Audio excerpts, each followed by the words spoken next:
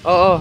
Ma'am, tapos na po itong 16 na frame. Ito yung frame na 16. Ngayon, ito yung stopper na para sa salamin. 16 piraso din itong pinapabricate. 16 piraso.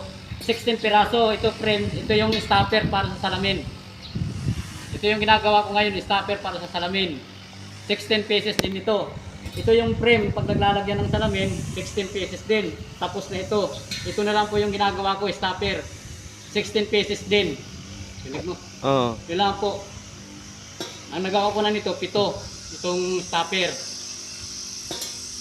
Sige, tama na. Oh, paliwanag. Okay, bubutasan pa ito, kaya ito matagal. Binubutasan pa ang frame para sa pag-re-rebit. Okay lang. Kaya.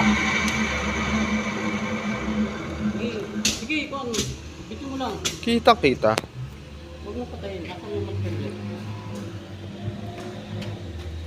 Sige, bito mo lang habang tatalas ako nito.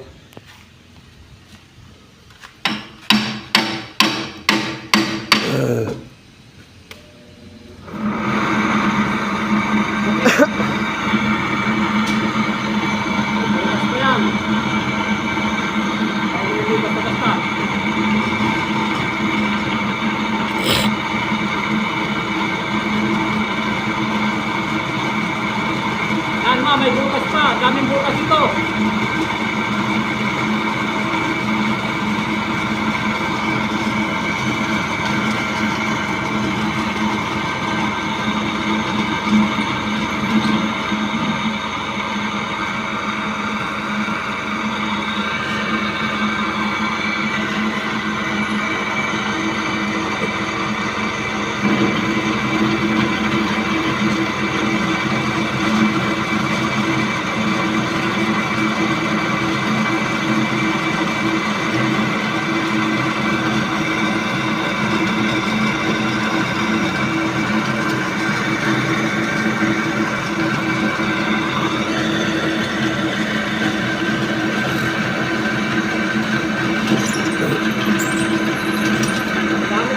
Hindi naman pwedeng butasan yan.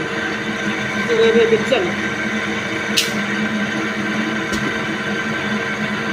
Alam ba nila, madali lang gawin to. Naka-video pa rin. Matagal to. Kaya nito lang binig.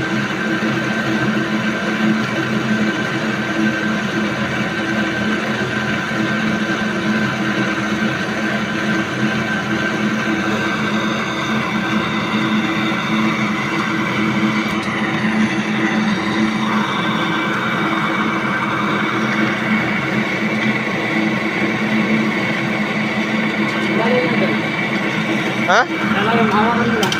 Nakakadala pa rin yan. Angat pa rin.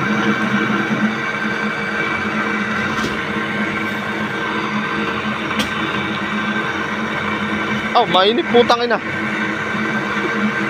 Di sila.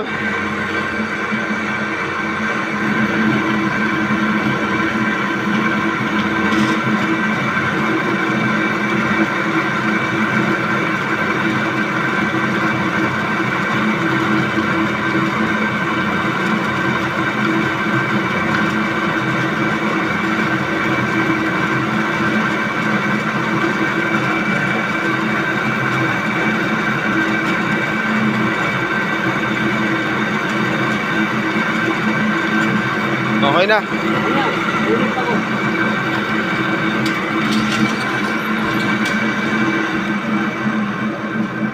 Yan, 4 pa lang yan. Pero dami ng butas yan dyan. Marami yung butas, kaya matagal. Bubutasan yan para may rivets doon. Hindi naman pwede ito. Hindi makatulad ng bakal ito na wini-welding kagad. Ito i-rivets pa. Kaya matagal. I-rivets pa yan.